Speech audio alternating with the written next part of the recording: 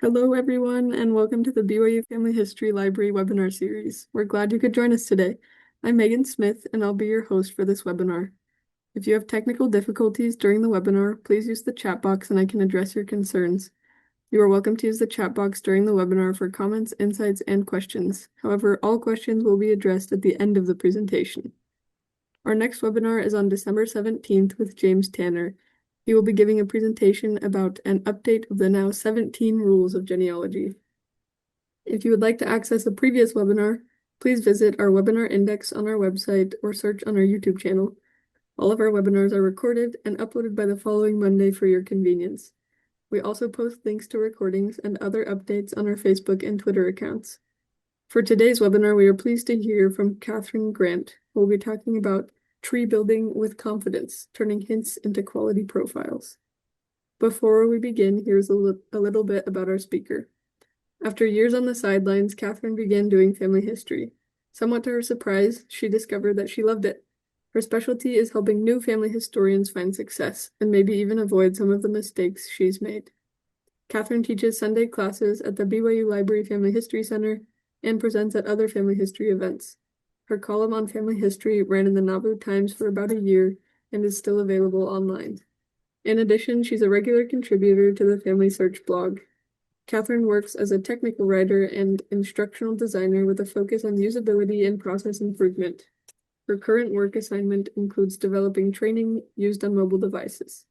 Besides family history, she loves uplifting music, thought-provoking books, and Christmas carols. If Kathryn is ready, we'll turn the time over to her. Great. Megan, thank you so much. Everybody, thank you for joining us today. We are so happy to have you with us. I am super excited about this webinar about tree building with confidence, how to turn hints, record hints into quality profiles. So here's what we've got on our schedule for today. First of all, I wanted to share with you a little bit about how this webinar, why this webinar came about. I think it will provide some useful context. Then we're going to talk about what we mean by quality profiles and record hints, followed by a process for creating a quality profile from a record hint. And we're going to do a little myth busting because I've noticed there are some misconceptions floating around that it would be helpful to share the facts, and so that we don't find ourselves tricked by myths, I guess, tricked or deceived, whatever you want to call it.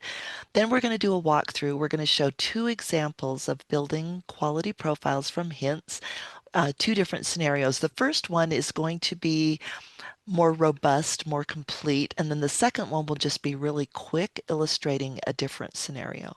Then we will wrap up with final thoughts and a little bit more myth busting. So buckle your seatbelts, and here we go.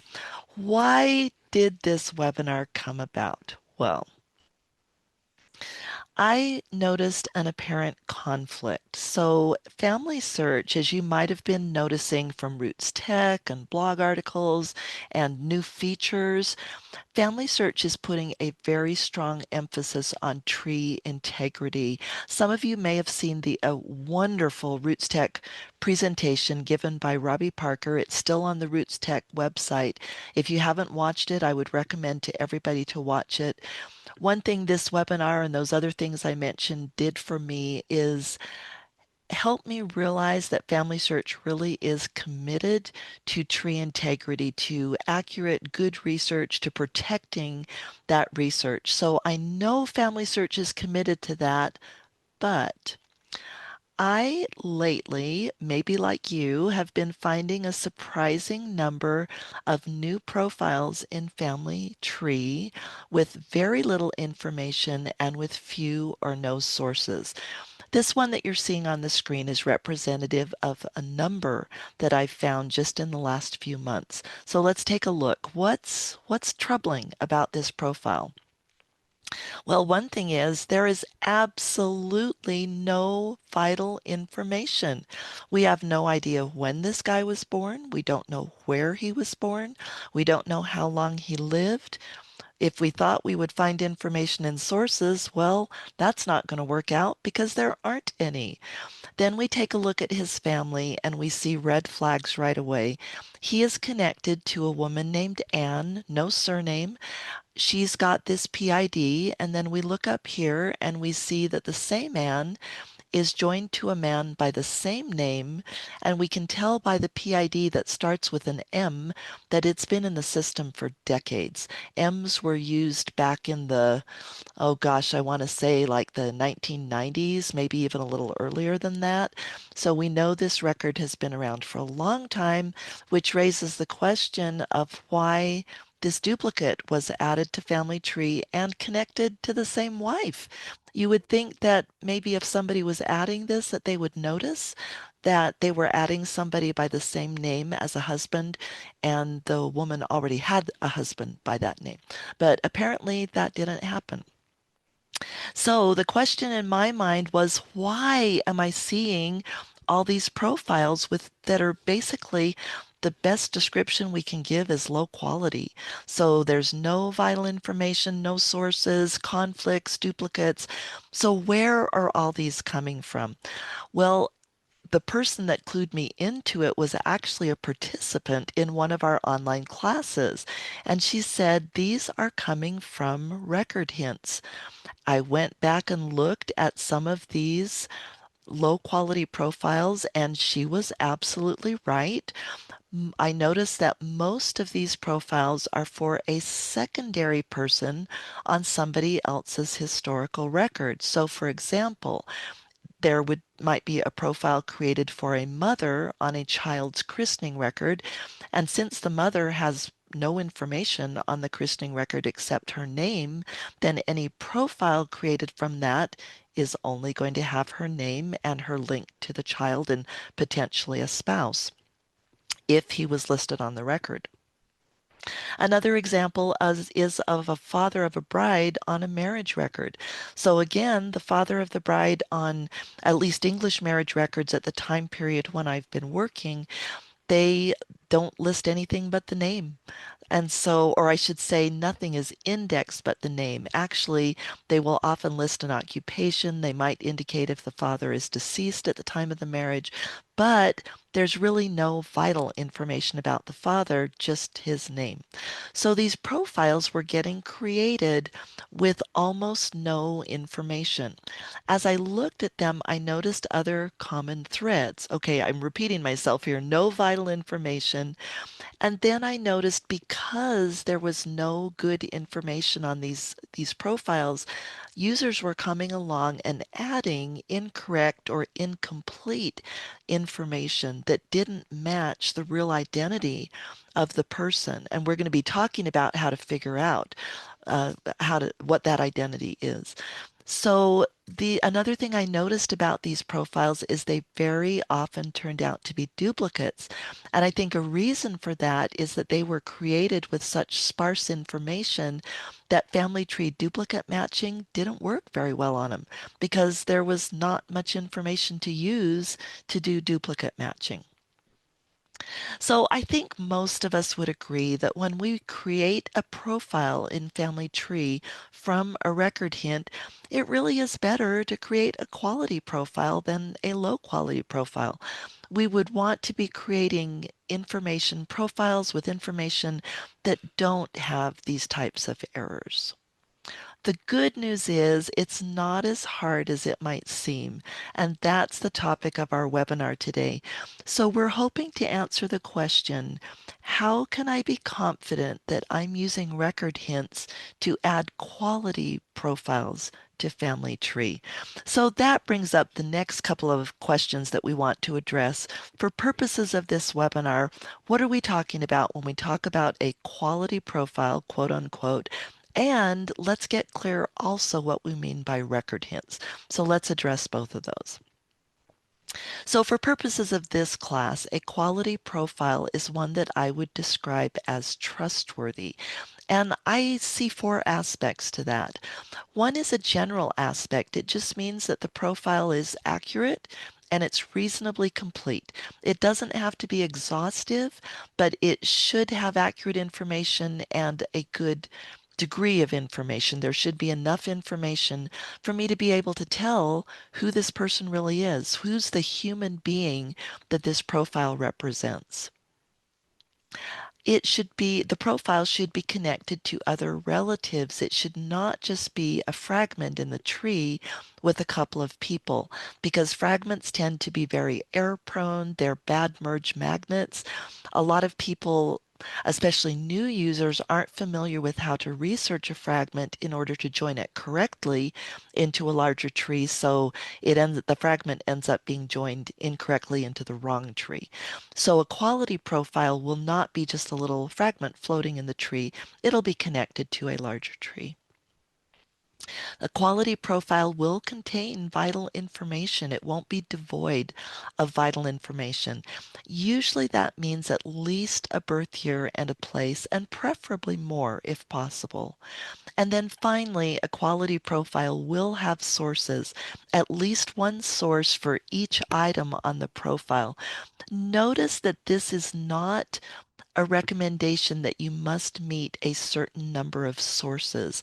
I feel like that paints too broad of that's using too broad of a brush. So if you say, like, for instance, you must have 3 sources or you must have 5 sources, well, what if it's a time period where there aren't a lot of sources available? Or what if it's an area where there's duplicate sources? So if I attach 3 sources and they're all the same thing, is that quality?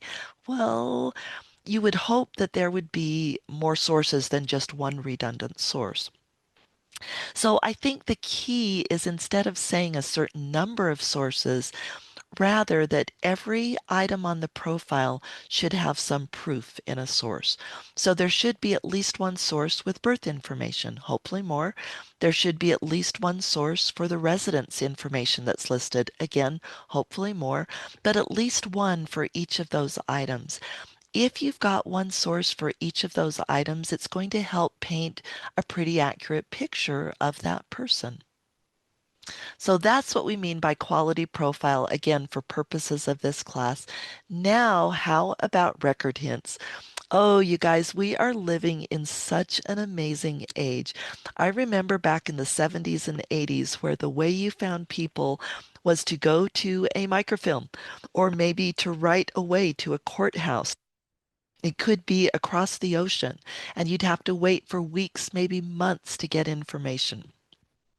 Now we are blessed to, with a click of a button, to have access to information that previous generations could only dream of.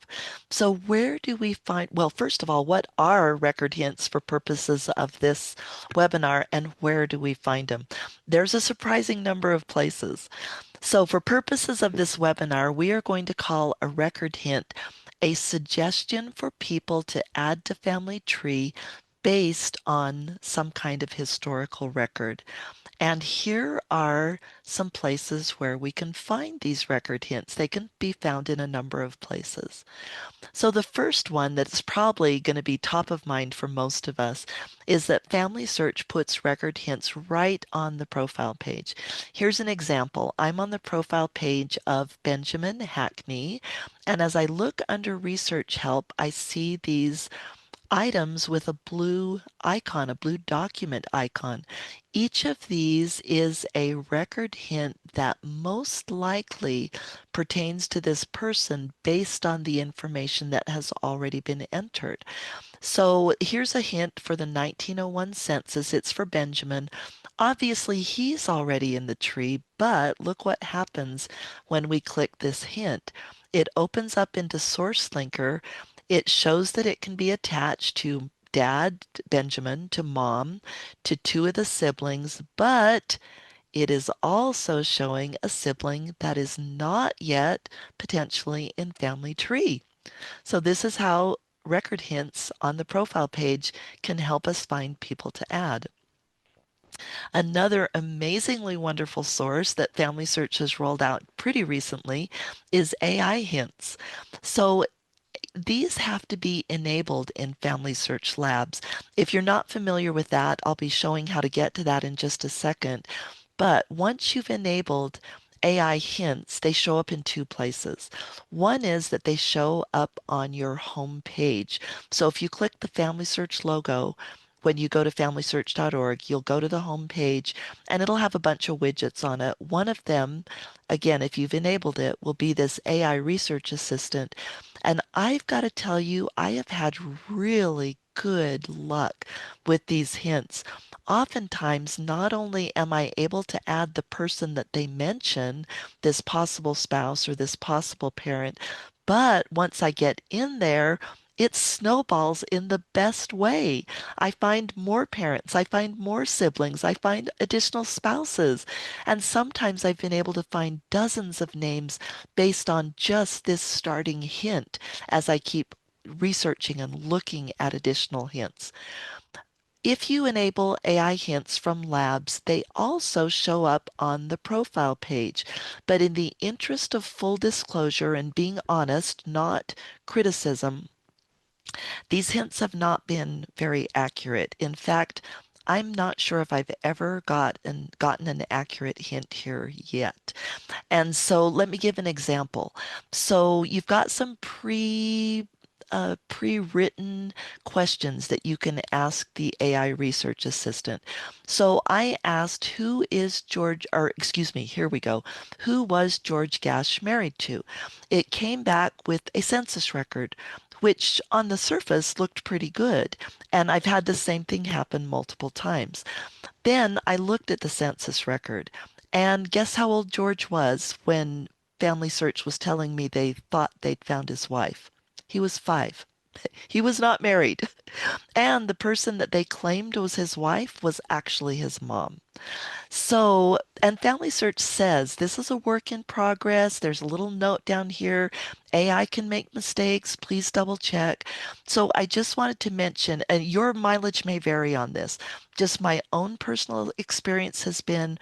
As of right now, these hints have not been very trustworthy on the profile page. So be sure to check them out. I would say still use it, still try it, but look carefully at the records.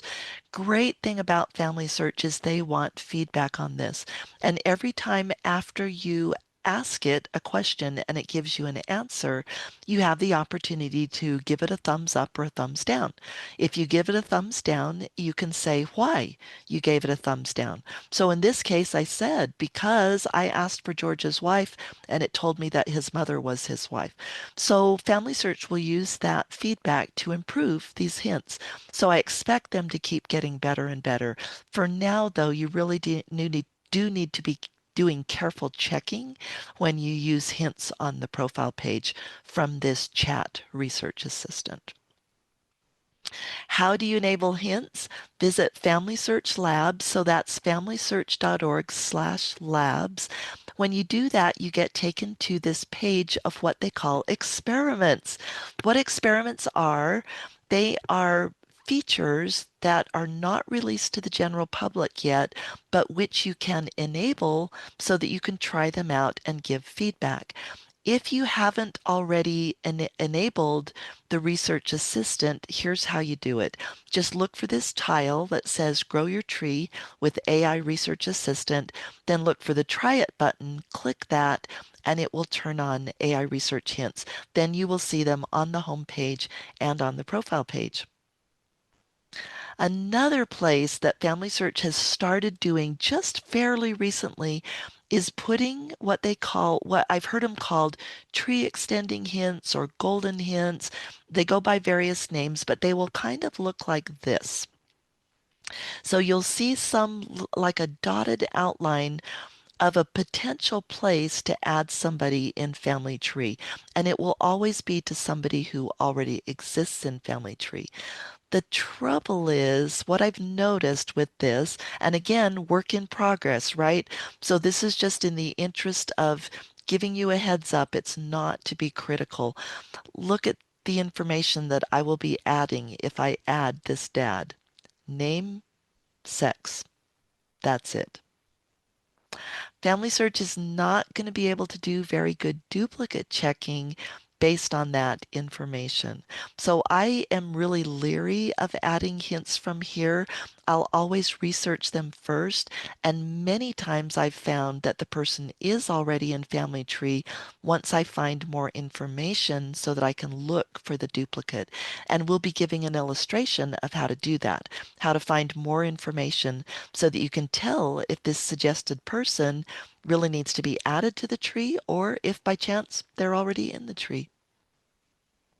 And the last one that is not technically an automated hint, well, not even technically, it's not at all an automated hint, but I still think it's worth mentioning, and that is the power of our own personal observation.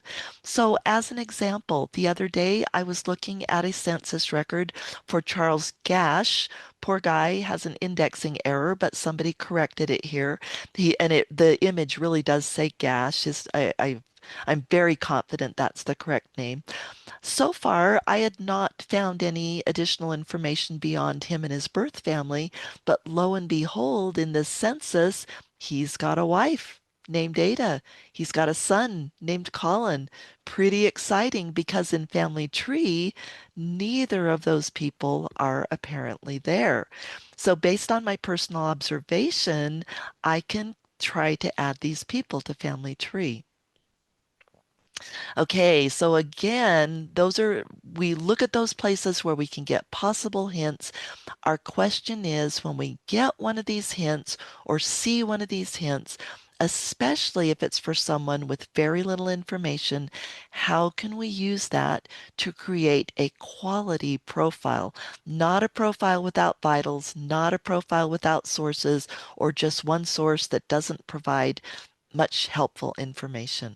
Well, there is a way to do it. So here we're going to talk about the process or one possible process for creating a quality profile from a record hint.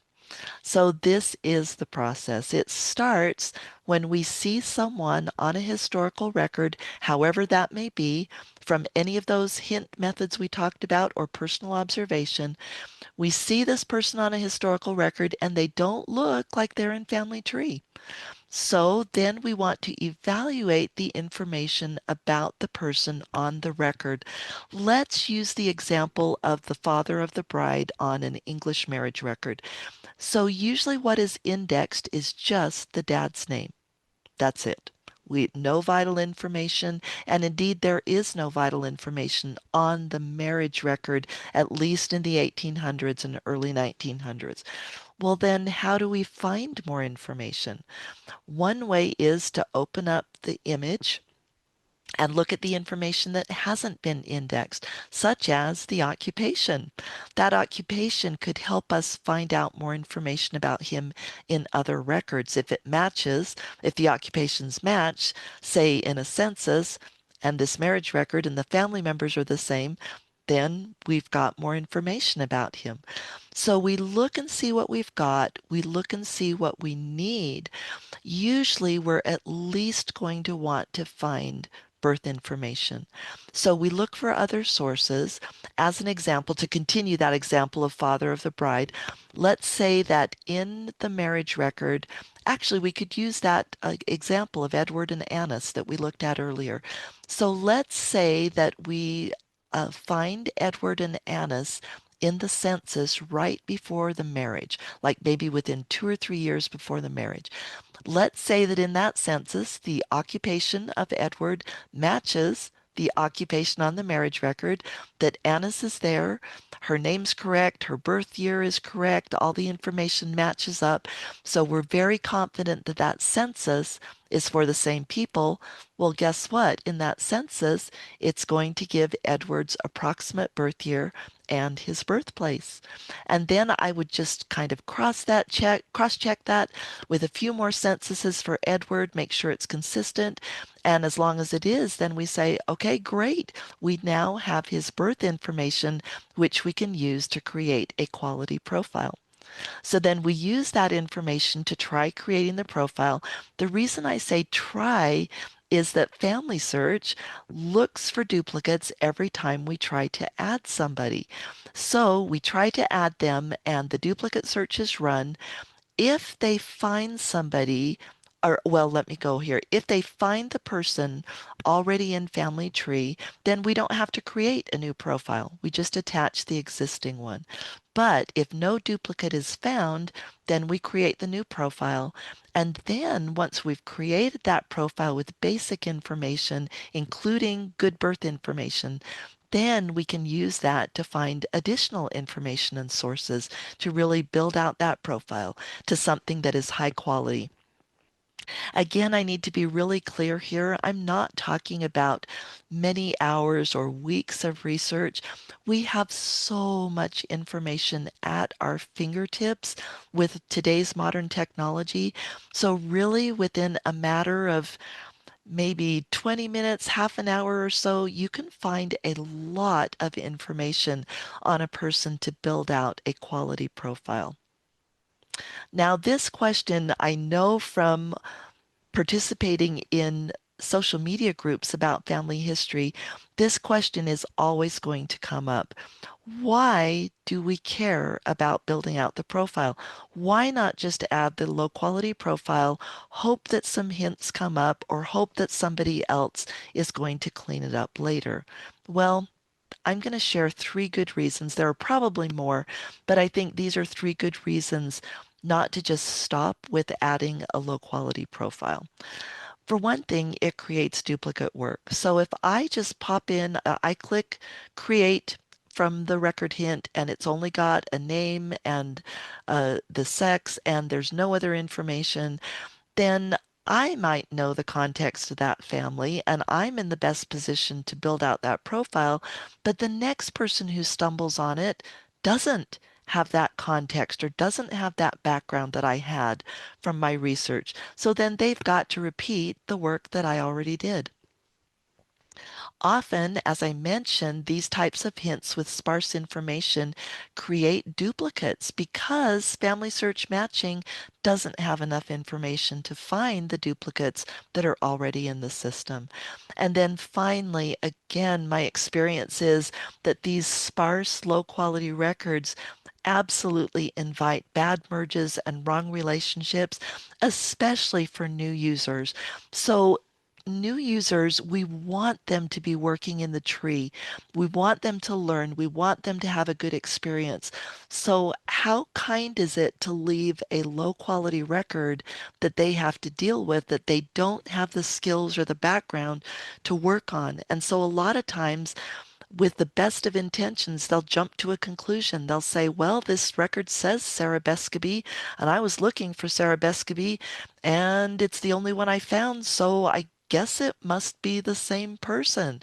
And so they attach it into the family that they're working on. Turns out it actually isn't that Sarah Bescaby, it's a completely different one, but they can't tell because the information is so sparse.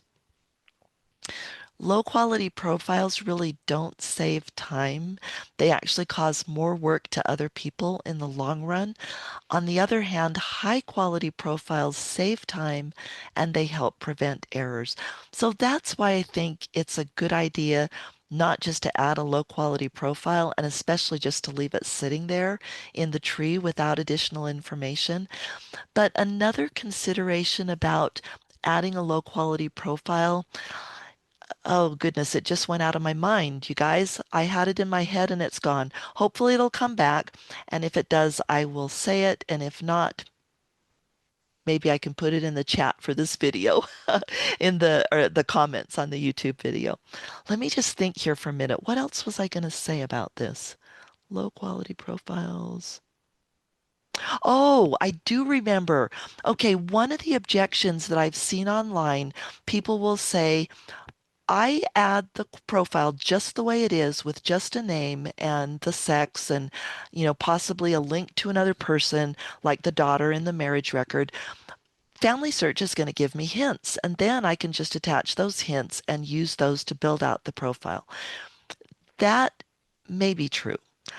The trouble is with low quality profiles, Family Search doesn't have the information, just like it didn't have the information to reliably search for duplicates.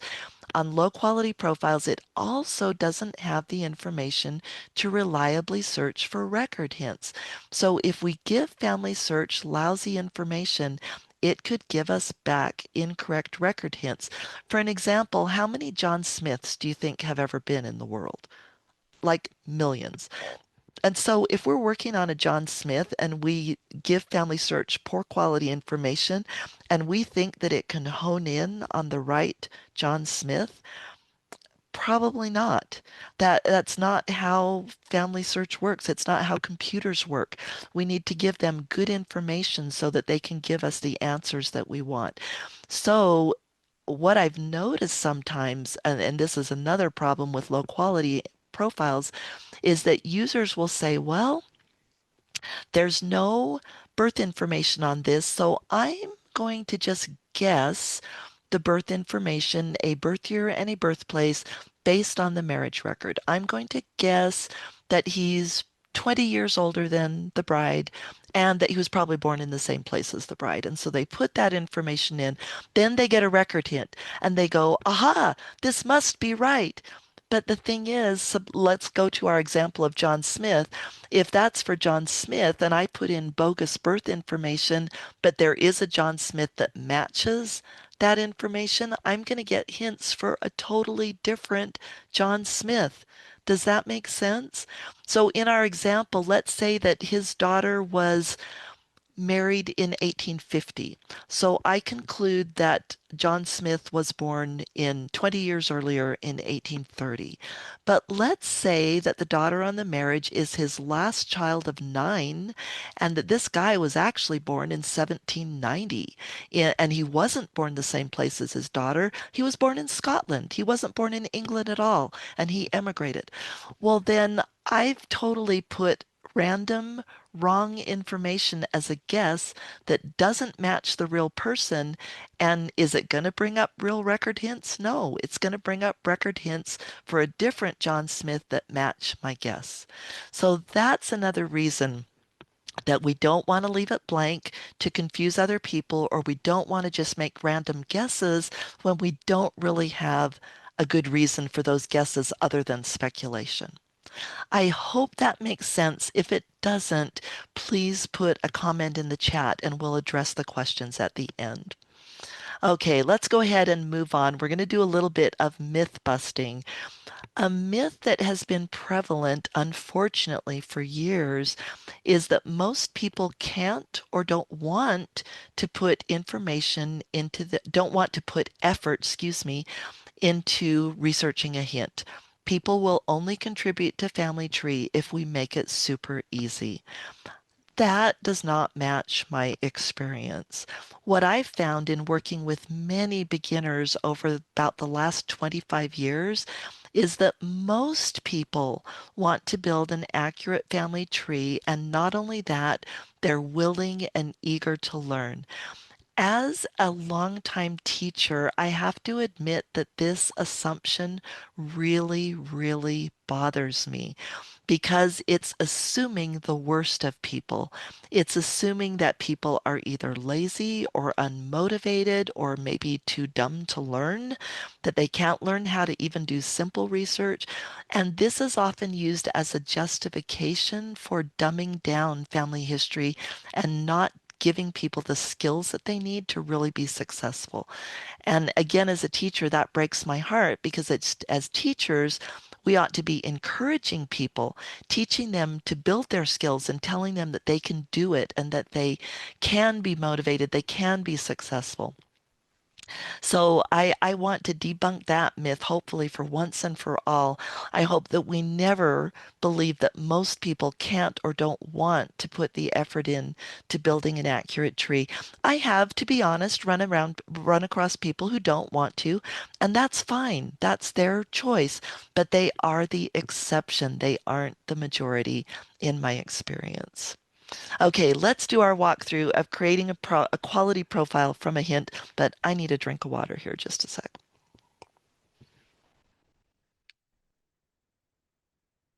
Okay, let's do our walkthrough. So following our process that we did earlier, we are going to use an AI hint. I mentioned to you that I have had really good luck with these AI hints on the homepage. So for today's example, we are going to use this hint at the bottom, and because that might be a little small to read, let's bring it up larger so that we can read it and look at the information that this is providing to us. So we see at the top that FamilySearch is suggesting that there is a possible child missing from family tree of a mother named Ann Boardman, and they give me her birth information and her PID. Then down below, we get a little bit more information. The name of the potentially missing child is a wonderful, unique name, Standfield Johnson. My guess is that this is somebody's maiden name along the line, maybe a grandmother's maiden name or something like that. And we learned that Standfield is listed as a child on this parish register record. Now, you might be tempted to just do attach, which would let us, it would bring up SourceLinker, it would let us attach the record to Anne, and it would let us just add Stanfield Johnson right there from SourceLinker.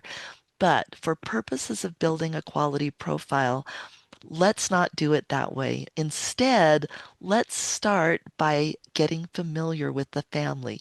We want to know the context that we're going to be working in. So the great thing about this is it's a link and we can click it to view more information. But I don't want to lose this hint. I want to keep it open in the tab that I'm working in. I want to open up her profile in another tab or window. Fortunately, that's super easy to do. So if you're a keystroke person, you can hold down your control key if you're working on a PC or your command key if you're working on a Mac, and then click the link and it will automatically open it up either in a new tab or a new window depending on your settings. And then that way you've got both of them open. When you're done looking at the profile, you can just close it and this hint will still be open for you to look at. If you're not a keyboard person, you can actually right click this link and there is an option to open the link in a new tab or window. So you could do it either way. So that's what we're going to do. We're going to open up her profile, Anne's profile. When we get in there, we see here is Anne on the hint. It's got the birth year that we were aware of. The PID matches. And look at the context. She's got a husband with another awesome name. I have to wonder if this family said, oh my goodness, last name of Johnson, we better give all our family pretty unique names. Well, that doesn't necessarily hold for Kate down here, but it does hold for Dad and it does hold for Stanfield. So Christopher John Byron Johnson. He's probably not going to get mixed up with another Christopher Johnson with such a unique name, which is awesome. Not only that, here's more information. Their profiles show that they lived in the county of Leicestershire in England. Dad, Christopher, is a surgeon. So that's a nice, unique occupation. Many of my relatives were mine workers or agricultural laborers, lace workers, which are kind of a dime a dozen. Everybody has that occupation in the area where they lived. So it's not a distinguishing occupation in that you can use it to tell them apart from other people by the same name. But surgeon is more unique, so it could be useful with this name to tell this Christopher apart from other Christophers. And they do have one child, Kate, but no Stanfield. So it's actually looking pretty good that he needs to be added to this family. So now let's look at the historical record. We're going to click into that and we're going to look at the image because very often there will be information on the image that is not on the index, such as the occupation.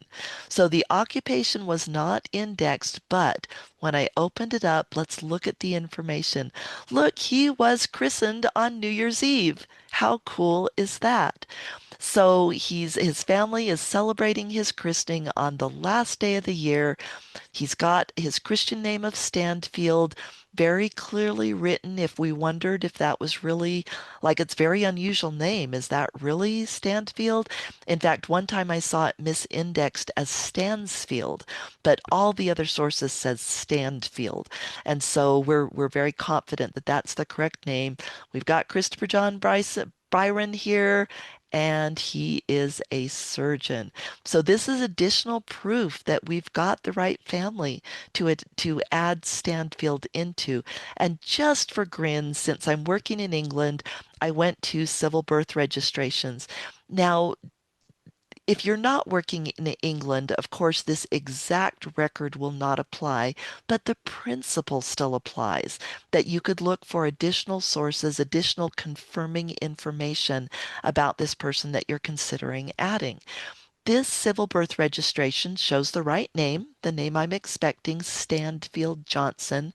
He's registered in the first quarter of 75, which totally fits with him being born late in 74 because it probably took him a while to process the registration. So he's registered in the March quarter or the first quarter of the following year. This registration district does contain the place where he was born. Oh, I realized I didn't mention that. It's Whittick, Leicestershire. So this registration district contains that parish. So that's another strike in our favor. The mother's maiden surname is Boardman, which also matches. So everything is lining up. So we're feeling very confident that if we add this person, we're going to be adding a quality profile. So whenever I add somebody, you guys, I honestly do not add them from SourceLinker unless I've already researched them and seen if there's duplicates in the tree. The reason for that, and I do not know why this is, I have a theory, which I'll share with you in a second, but the reason is that duplicate checking seems better here than it does in SourceLinker. I have to think, again, this is my speculation, I don't know this, but in SourceLinker, when SourceLinker runs a duplicate check, all it has to use is the information from the historical record. If that information is sparse or inaccurate, say in the case of a census, then the duplicate checking is not going to be as accurate. So that's why I prefer to add from here instead of SourceLinker. Again, if I've already done the research, like say I've been researching the whole family, I made a timeline grid, if you're familiar with that from our other classes, then when I see those kids and I know there's not duplicates, I see them in SourceLinker, I do go ahead and add them from there, but I will also make any corrections before I actually save the new profile based on the research that I've done. But for this example, we're going to click Add Child here. We get the Add Child form and we fill out all the information that we have. And again, we've got the basics for an accurate profile, a name, a trustworthy birth year, and a trustworthy birthplace. So we click Next. It runs a search and no other existing profiles were found. So we can create the person and we can put Stanfield in the family. But we don't want to stop here. And I was actually surprised when I kept researching on him to find very quickly that there was a good reason that I should not have stopped. So we're going to look for additional information. Low-hanging fruit is to add that record hint. So this is a snapshot of the completed SourceLinker screen where I've added that christening record hint to Stanfield and to his mom and to his dad. Then, because we were careful to add accurate information, FamilySearch brings up a hint. And I am very confident that this is going to be a trustworthy hint because I took care to add trustworthy information. This isn't bogus birth information that might be off by 30 years or a guess on the place that might be wrong. No, we had good sources for this information. So let's open this up and see what it is. Well, sadly, Stanfield did not live very long, probably to the great heartbreak of his family. He died at 8 months. As we look over this, we do a little sanity checking. We see that the birth year matches. The death year is logical. It for a person born when our guy was born and to be 8 months old in 1875. Whittick, Leicestershire, it's the right place. Everything is lining up. So it looks like our little boy died, and we need to add that information. It became more apparent that it was important to add that information when I discovered, sadly, that his mom also died not too long after he was born. His dad remarried, and guess what? New dad, or dad and new wife Harriet named one of their sons. Stanfield. So the guy, Christopher, the dad, the surgeon, must have attached some important meaning to this name. So when the older son died with the name and he had another child, they gave the child the same name. If I had not put in the death information, do you think somebody might have confused the two Stanfields, especially because it's such a unique name? I think there's a pretty good chance that they would have. And so it became even more important that I added this death information so that other users know he's not the same as the younger brother who grows up to marry and have children. So here is the final quality profile. Let's just take a look at it. We've got the full name plus birth and death information. We've got 4 sources. And down here, notice the little light boxes. There is at least one source for every item in the vitals section. So everything is substantiated. Because of that, FamilySearch gave it a high quality score rating. Not only that, here's Stanfield down here. He's not floating out by himself with either just him or just his mom and dad, but he is part of an extended tree, which adds to the trustworthiness of his profile. Now let's take a very quick look at adding another person. So it's the same principle, adding a from a record hint, but let's walk through.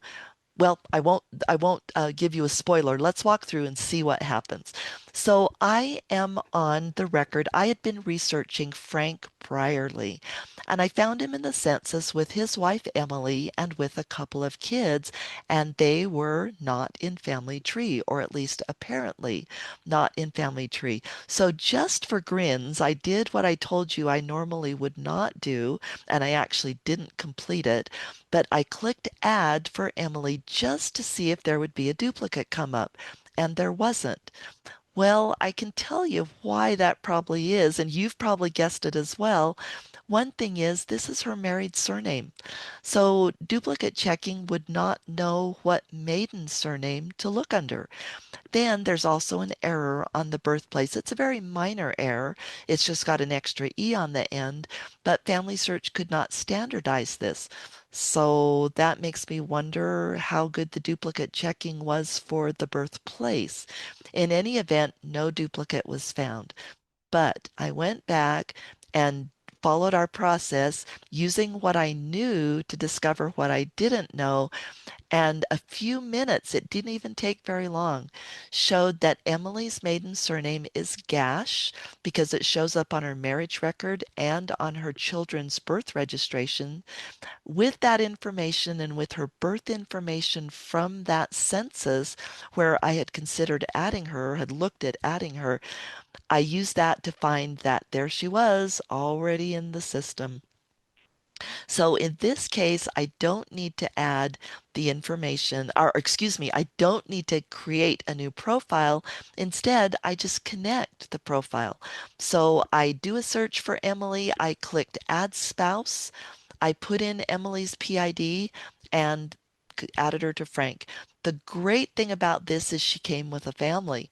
So now Emily is connected not only to her spouse, and I added those kids from the census, but she also is connected to her parents and all her siblings.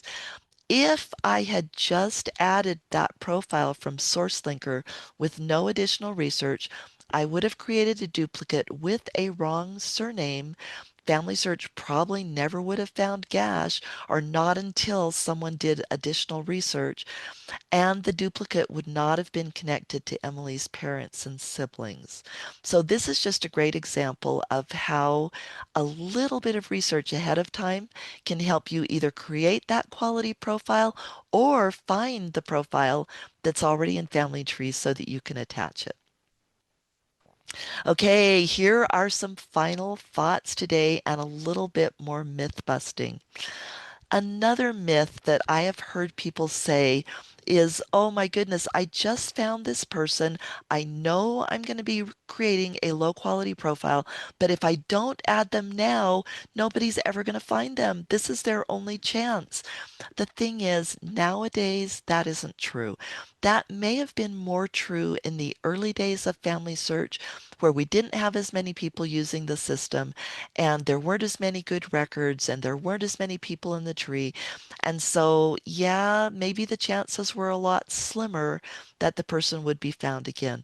But nowadays, did you know that according to the latest Family Search figures, you can Google this, that every month 31 million people come to use Family Tree. Names are being added to the tree constantly. So our choice isn't add this low quality profile or they will never be found. I would say instead our choice is add a good quality profile, or if I don't feel like doing that or I don't have time for whatever reason, I can leave that for one of these other 31 million people that are working in the tree, because chances are very good that they are going to find this person. Another myth. It's better to put names in the tree quickly, so click and go. Click that create profile and just don't worry about the quality, because it's better to get numbers of names in the tree than it is to take time to build quality profiles. Well, the fact about that is it honestly takes more time to research and clean up a low quality profile and the likely errors that happen than it is to create a quality profile in the first place. I've worked in the IT field for, gosh, 30 years now, I think, maybe a little longer than that. And there's a saying in IT, probably some of you have heard this before, or not a saying, a term that is used, technical debt.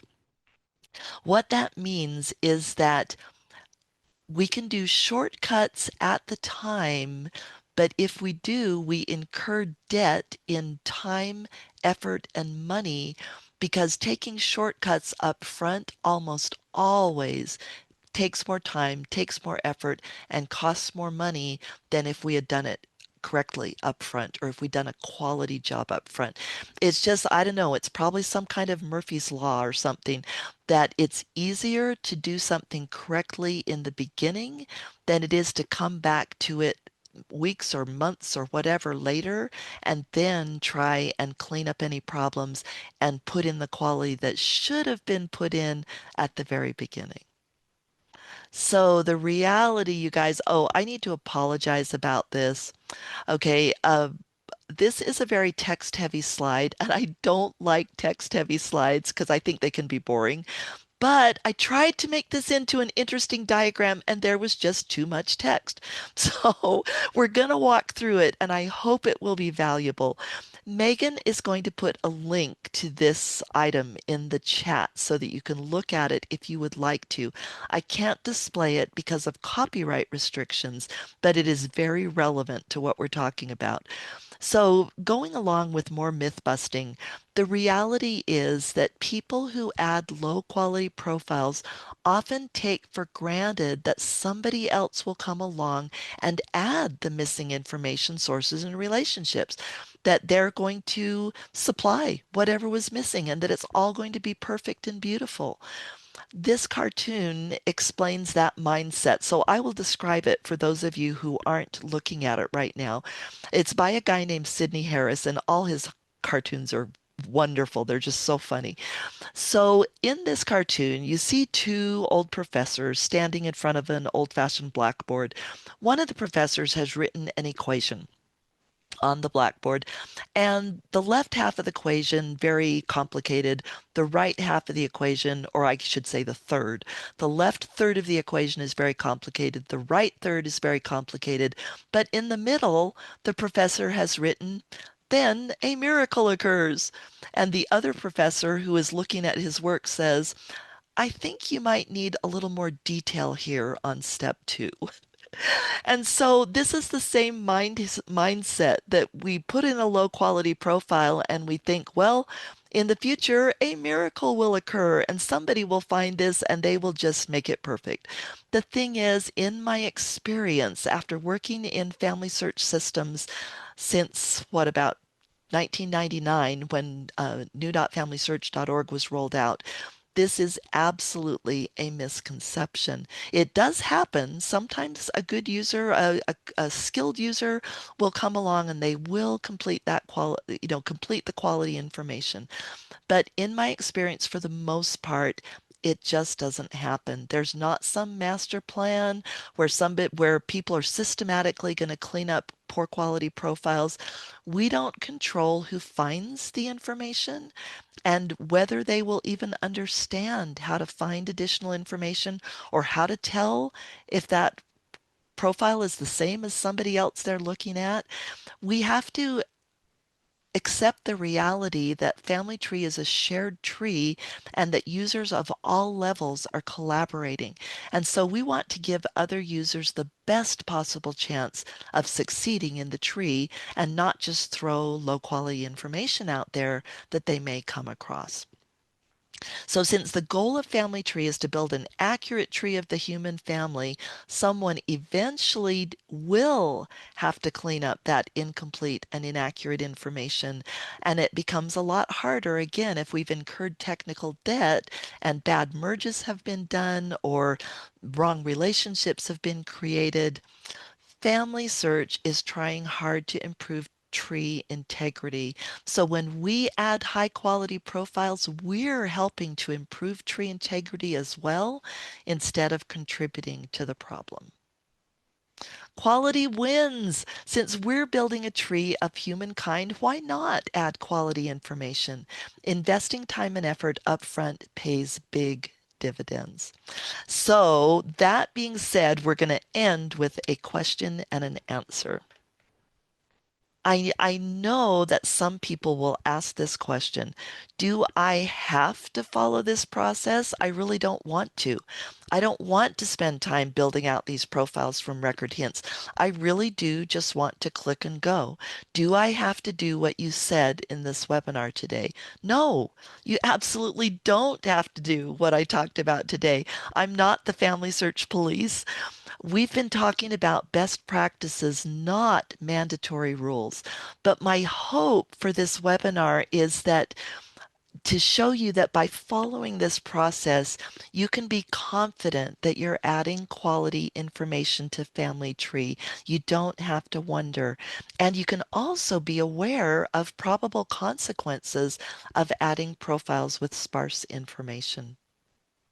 So you guys, that brings us to the end of our webinar today. We talked about why such a webinar came about. We defined quality profiles and record hints. We defined a process for adding quality information and gave two examples of using a record hint. First of all, to add a person, and then second, finding someone that was already in the tree. They just weren't attached to the person that we were looking at. And then we gave some final thoughts and myth busting. So that brings us to the end, and thank you so much for coming. Megan, do we have any questions that we need to address? Gordon just asked a question. How do you get the hints to show up on the fan chart the way shown on earlier slide? Oh, Gordon, good question. Those are generated by Family Search, so we can't control those as users. Just if you're in a fan chart and you see them, then that is a hint provided by Family Search. Thank you for asking that question. Sally Anne said, says no question. Sorry, Megan, go no, you're ahead. good. Sally said this is just what she needed. She ran into this problem last night and wasn't sure whether she should merge or not. Awesome. Glad that was helpful. And then Anne says no questions. She appreciated the information. Thanks, Anne. Let's see. Judith says, I just want to say that when I get ordinances ready, I always check the profiles. I find many times that profiles are duplicates and I have to clean up, and many times temple work has already been done. Judith, that matches my experience too. So thank you for that comment. Any other comments or questions before we close? Okay, I see one in the chat. If you come upon a low quality profile and cannot find any information about that person, should I remove them? That's a really good question. First of all, you can't let me be clear. I don't think this is what the questioner meant. We can't delete profiles in Family Tree. So that, if you're thinking, well, can I delete a low quality profile? Unless you created it, you're not able to delete it. But the questioner said, can I remove them? Excuse me. So the other option is that you see the person there and they're connected to somebody, but there's absolutely no justification for anything about that person except, no sources, no vital information. So the question could be, should I disconnect that person? I would not, because at least if they're connected to somebody, that provides some information, even if it's not much. I might put a note on, like an alert note on that low quality profile and just say, wow, I looked as hard as I could for information about this person. This is what I did. I checked death records, I checked birth records, whatever, and I could not find anything. If you find anything, please leave a note here or whatever. That's the great thing about a collaborative tree is that if we're not successful in our research, we can note that on the profile. And by successful, I just mean we don't find what we're looking for. So if we don't find what we're looking for, we can leave a note on the profile. And who knows, maybe someone has a family Bible, or maybe they have an old pedigree chart or something with that information, and they may be able to contribute it. So thank you for asking that question. Anything else, my friends? Okay, it sounds like not. So I'm going to stop sharing, Megan, and turn it back over to you. Thank you so much, Kathryn, and thank you all for joining us today. We hope that you will join us next week for our next webinar on December 17th with James Tanner about an update of the now 17 rules of genealogy. A recording of this webinar will be made available by next week. You can view that on our YouTube channel or our website. If you have any comments or questions, you can always email us at fh_webinars@byu.edu or follow our Facebook and Twitter. Thank you and have a wonderful week.